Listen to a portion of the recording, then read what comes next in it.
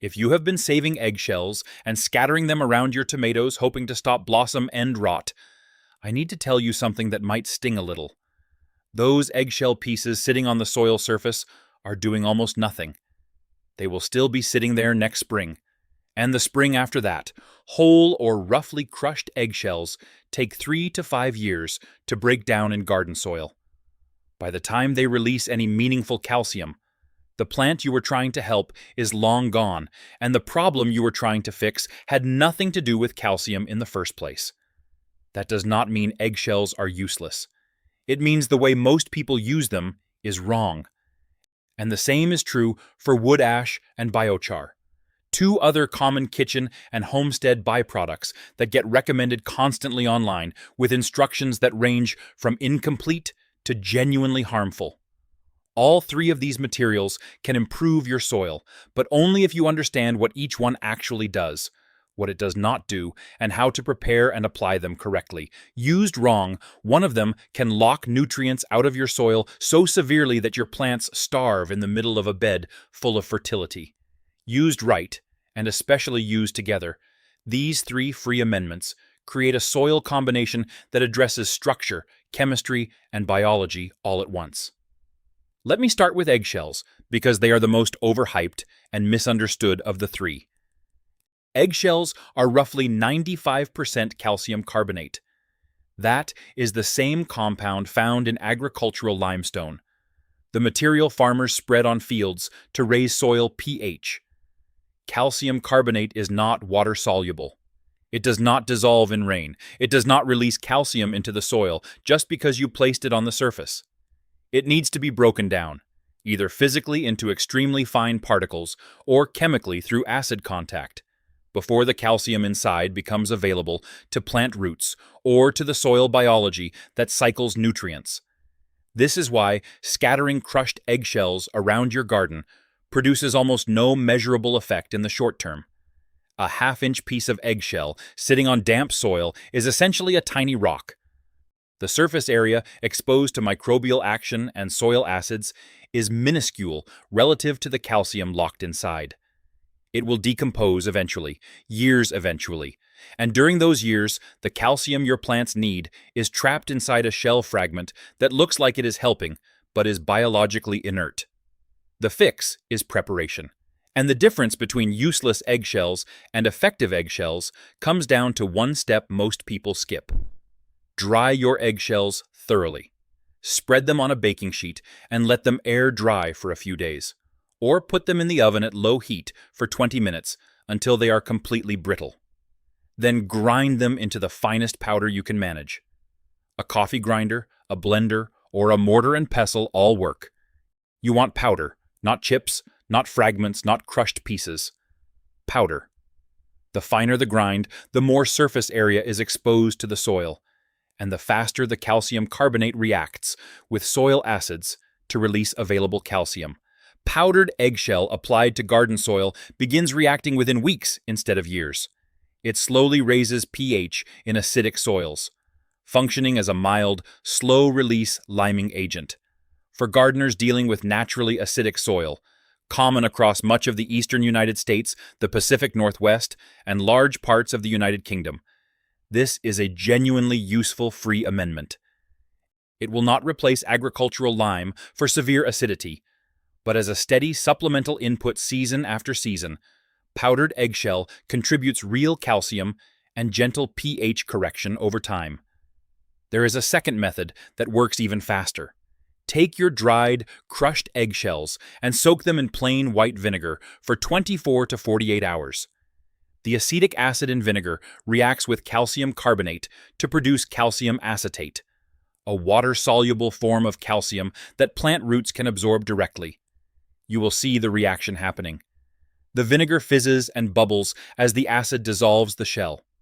When the fizzing stops, the calcium has been converted. Strain out any remaining shell fragments, dilute the liquid roughly 10-to-1 with water, and pour it at the base of your plants. This is the fastest way to deliver plant-available calcium from eggshells, and it is completely free. Now, here is the myth I need to address directly. Because it drives more misuse of eggshells than any other piece of gardening misinformation on the internet. Blossom end rot. That dark, sunken patch on the bottom of tomatoes, peppers, and squash that ruins fruit after fruit in midsummer. Every gardening forum, every comment section, every well-meaning neighbor will tell you the same thing. Blossom end rot is caused by calcium deficiency, so add eggshells.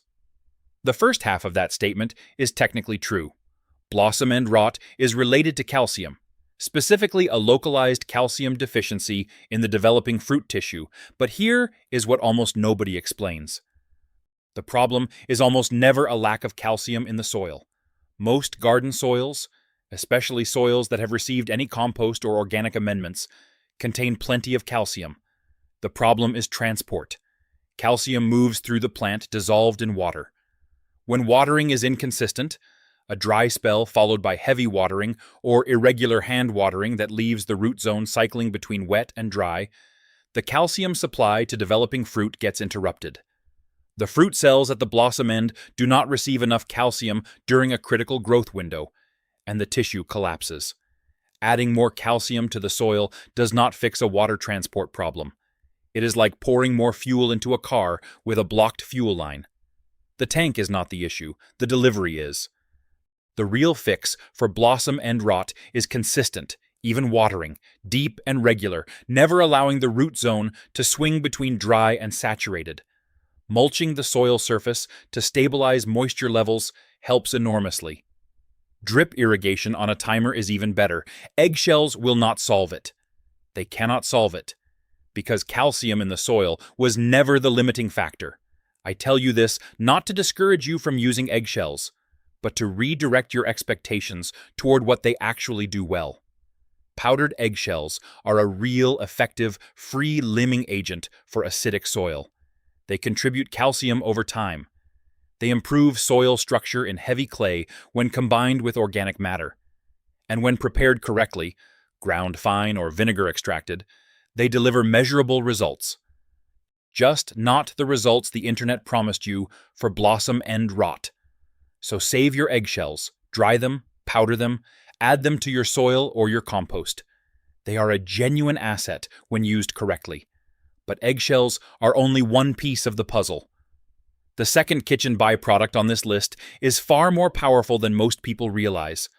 Powerful enough to transform your soil chemistry in a single application. And powerful enough to damage it badly if you get the amount wrong. That is wood ash.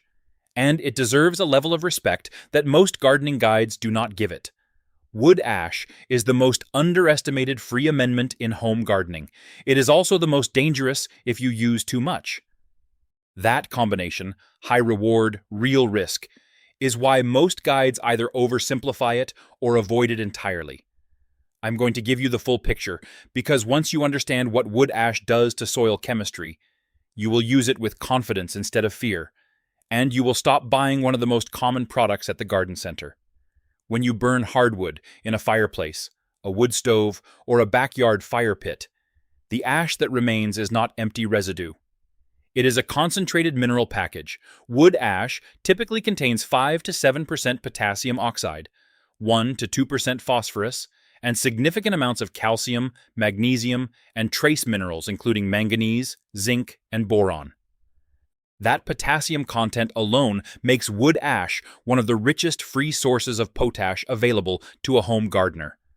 For perspective, the potassium in a 5-gallon bucket of hardwood ash is roughly equivalent to what you would get from a $20 bag of commercial potash fertilizer.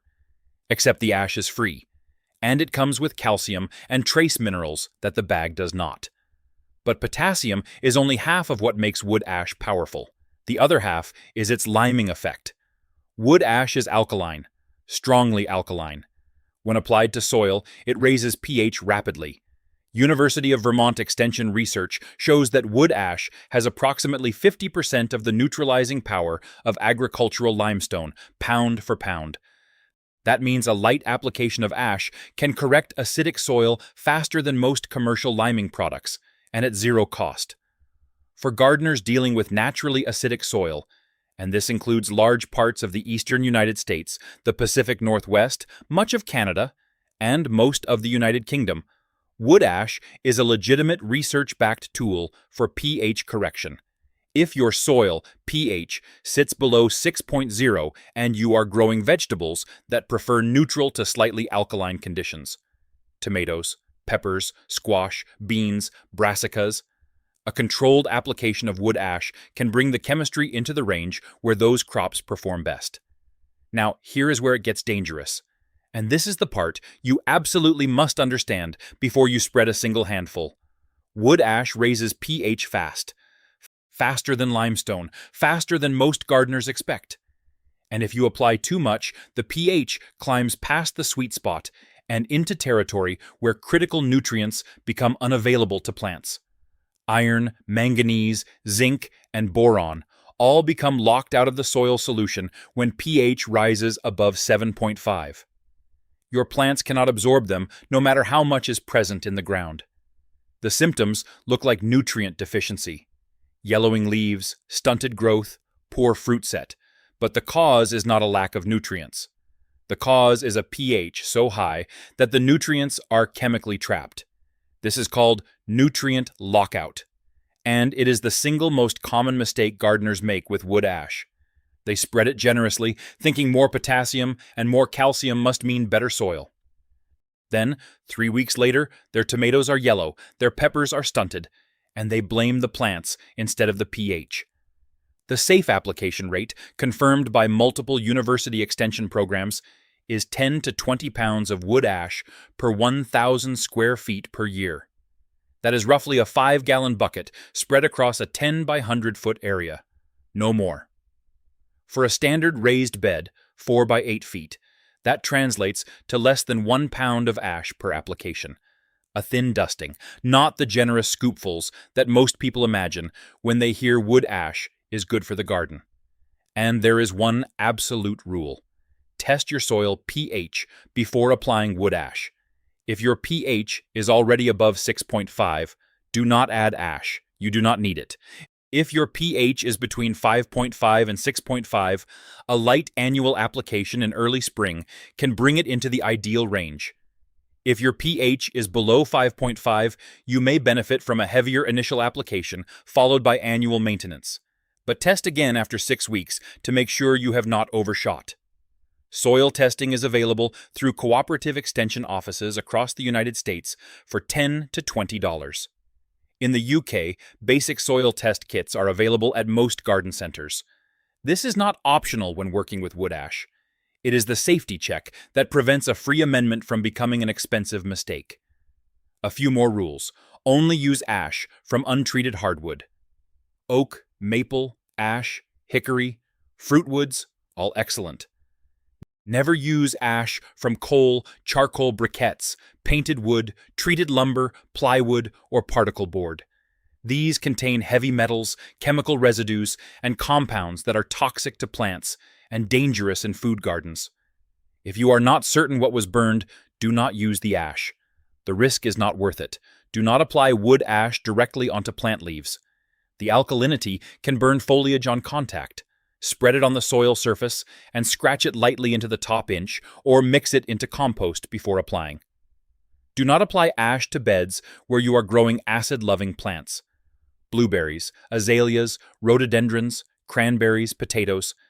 These crops need acidic soil to thrive, and wood ash pushes the chemistry in exactly the wrong direction. Do not apply ash in heavy rain. It dissolves quickly, and a concentrated runoff of alkaline solution can damage nearby plants or shift pH unevenly across the bed. Apply on a dry day when rain is not expected for at least 24 hours. Then water lightly to settle the ash into the soil surface. Used correctly. Small amounts, tested pH, hardwood only, right crops. Wood ash is a genuinely powerful free amendment. The potassium feeds fruiting crops. The calcium strengthens cell walls. The pH correction unlocks nutrients that were previously trapped in acidic soil. And it costs you nothing beyond the fire you were going to build anyway. But wood ash addresses chemistry. Eggshells address chemistry. Neither one does much for the physical structure or the biological life of your soil. And that is where the third amendment on this list, the one most people have heard of but few understand correctly, changes the entire equation. Biochar. It looks like ordinary charcoal. It feels like charcoal. And if you use it the way most internet guides tell you to, straight from the bag or the burn pile into the garden, it will make your soil worse, not better. The reason has everything to do with what biochar is on a microscopic level. And the story of how it became the most valuable soil amendment in human history starts not in a lab, but in the Amazon rainforest 2,000 years ago. What those ancient farmers figured out, and what modern gardeners keep getting wrong, is the step between making biochar and using it. Miss that step, and you are burying a nutrient sponge that steals from your plants instead of feeding them. That step is the key to everything, and it is exactly where we are going next. In the 1960s, soil scientists working in the Amazon basin discovered something that should not have existed. Patches of deep, black, extraordinarily fertile soil scattered across a landscape where the surrounding ground was thin, acidic, and nutrient-poor. The native tropical soil, laterite, is notoriously unproductive. Rainforest fertility lives in the canopy and the thin leaf litter, not in the ground. When the forest is cleared, the soil degrades within a few seasons. That is the standard story of tropical agriculture: clear, burn, plant, exhaust, move on. But these black patches broke every rule. They were rich, they were deep, sometimes several feet of dark, crumbly, biologically active soil. They held nutrients instead of leaching them. They held water instead of draining it. And they had been doing this for over 2,000 years. Radiocarbon dating confirmed it. These soils were ancient, and they were still fertile. The local name was Terra Preta, Portuguese for dark earth. Analysis showed they were not natural formations. They were human-made, created deliberately by pre-Columbian communities who mixed charred wood, animal bones, food waste, and organic matter into the soil over generations. The charred wood, what we now call biochar, was the key ingredient. It was the skeleton that held everything else together across millennia. Professor Johannes Lehmann at Cornell University, one of the leading modern researchers on biochar, has published extensively on what makes Terra Preta work. The charred wood provides a carbon structure so stable that it resists decomposition for hundreds to thousands of years. But stability is only part of the story. The real magic is in the microscopic architecture. When wood is burned at high temperatures in low oxygen conditions, a process called pyrolysis, the volatile compounds burn off, but the carbon framework remains intact. That framework is riddled with microscopic pores and channels. Under an electron microscope, a piece of biochar looks like a honeycomb city, millions of tiny chambers, tunnels, and surfaces packed into every cubic centimeter. The total internal surface area of a single gram of quality biochar can exceed 300 square meters. That is roughly the floor area of a small apartment, compressed into a piece of charcoal the size of your thumbnail. Those pores do three things that no other soil amendment can replicate. First, they hold water. Biochar can absorb and retain several times its weight in moisture, releasing it slowly into the surrounding soil as roots demand it. Research published across multiple agricultural journals shows that biochar amended soil holds 20 to 30% more water than unamended soil of the same type. In sandy soils that drain too fast, biochar acts as a brake, slowing water loss and keeping the root zone moist longer between waterings. In clay soils that hold too much water, the porous structure improves drainage and aeration while still retaining the moisture plants need. It works in both directions. That is unusual for any amendment. Second, the pores hold nutrients. Biochar has a high cation exchange capacity, CEC, which is the scientific measure of how well a material holds positively charged nutrient ions, like calcium, magnesium, potassium, and ammonium. Soil with high CEC retains fertility instead of letting it wash away with rain and irrigation. When you add biochar to garden soil, you are essentially installing millions of tiny nutrient storage units throughout the root zone. Fertilizer, whether organic or synthetic, stays where plants can use it instead of leaching into groundwater. Third, and this is what the ancient Amazonians understood intuitively, the pores become habitat. Those microscopic chambers are perfect homes for beneficial soil bacteria and mycorrhizal fungi. Protected from predators, buffered from temperature swings, surrounded by retained moisture and nutrients. Microorganisms colonize biochar surfaces rapidly and in enormous numbers. The biological activity inside a single piece of biochar can be orders of magnitude higher than in the surrounding soil. That concentrated biology accelerates nutrient cycling, builds soil structure, and creates the kind of living, self-sustaining fertility that the terra preta soils have maintained for 2,000 years. This is why biochar is different from every other amendment on this list. Eggshells add calcium.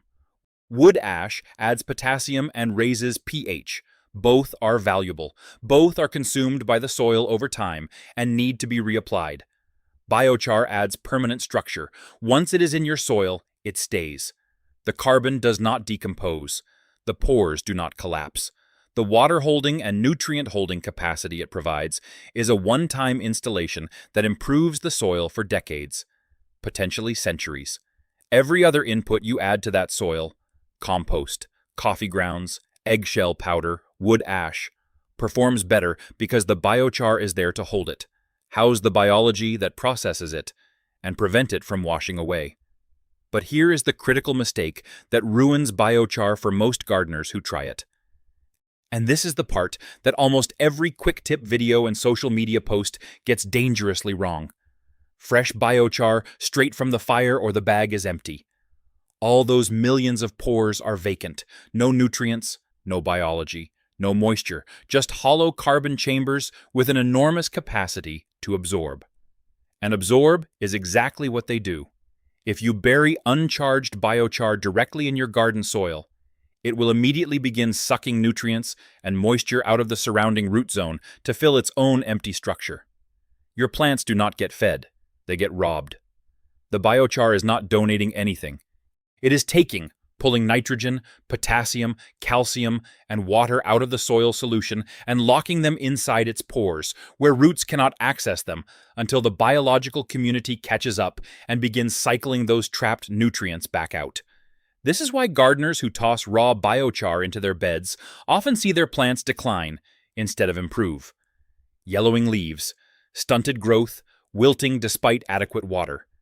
The symptoms look like nutrient deficiency because that is exactly what is happening.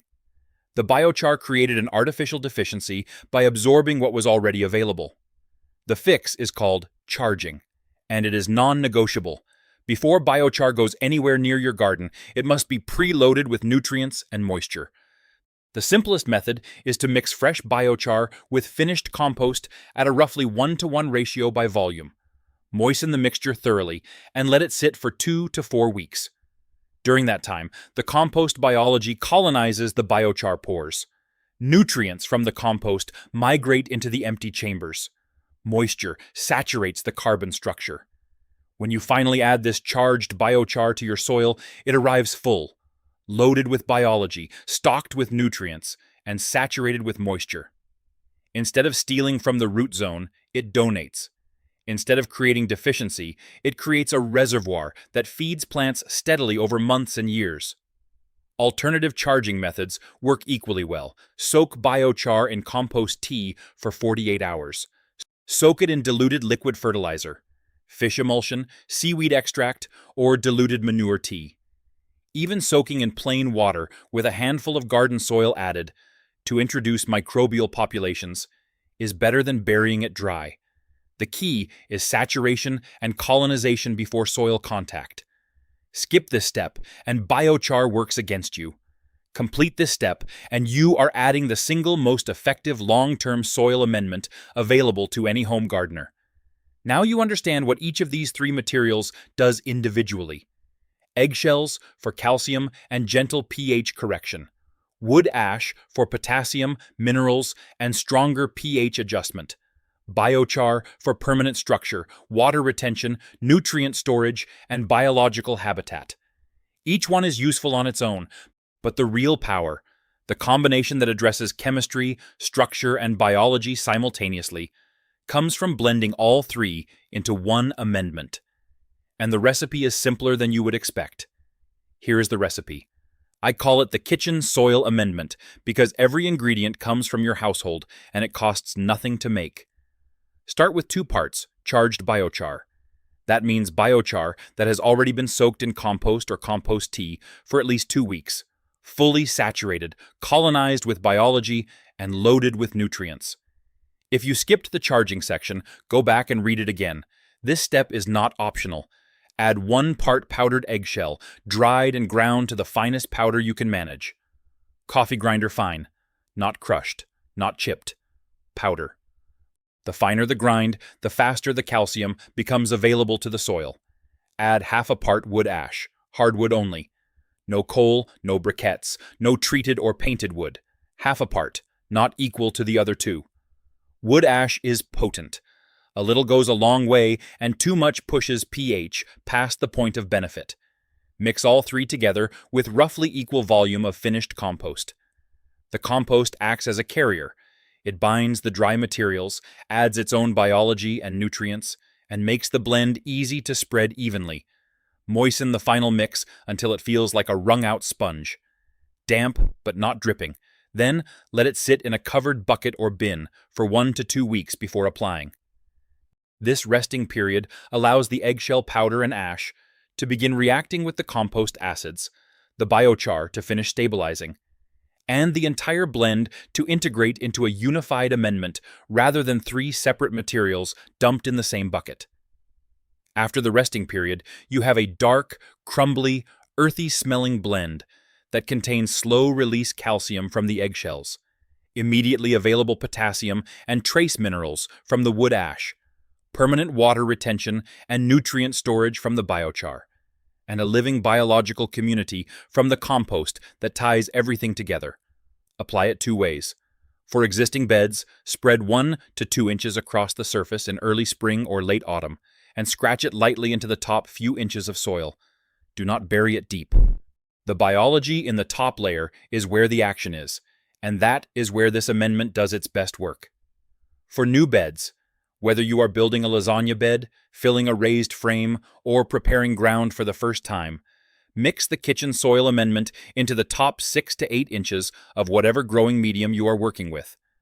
A ratio of roughly 1 part amendment to 4 parts soil or compost gives you a meaningful boost without overwhelming the chemistry. Now, which crops benefit most from this combination? Fruiting crops respond the strongest.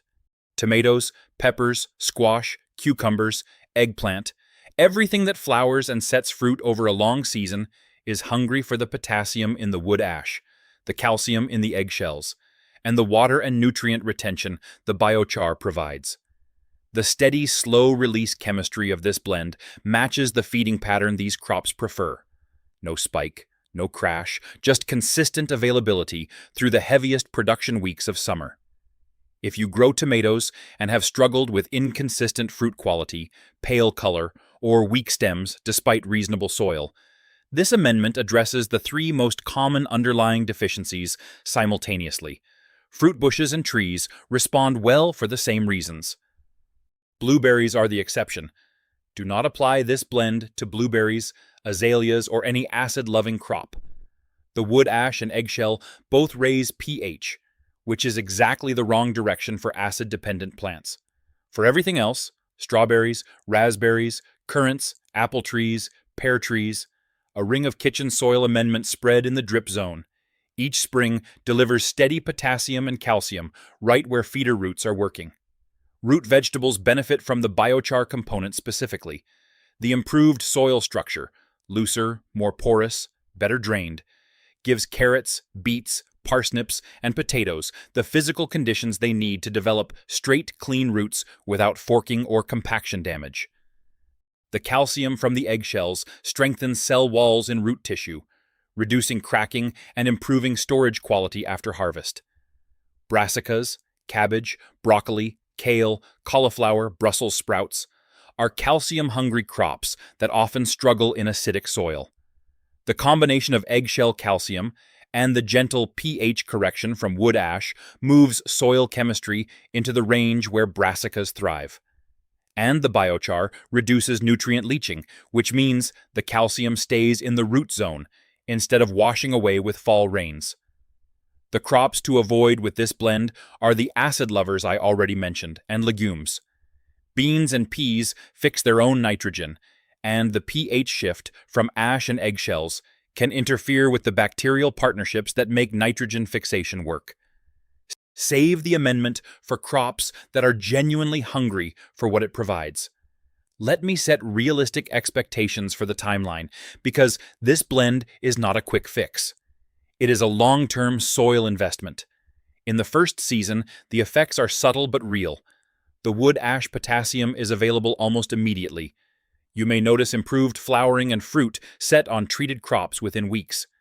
The eggshell calcium works over months, gradually shifting pH and supplementing calcium availability as the powder reacts with soil acids. The biochar is establishing itself. The pores are filling, the biology is colonizing. The water retention is beginning to show. Year 1 is foundation work. Year 2 is where the difference becomes visible to anyone who looks.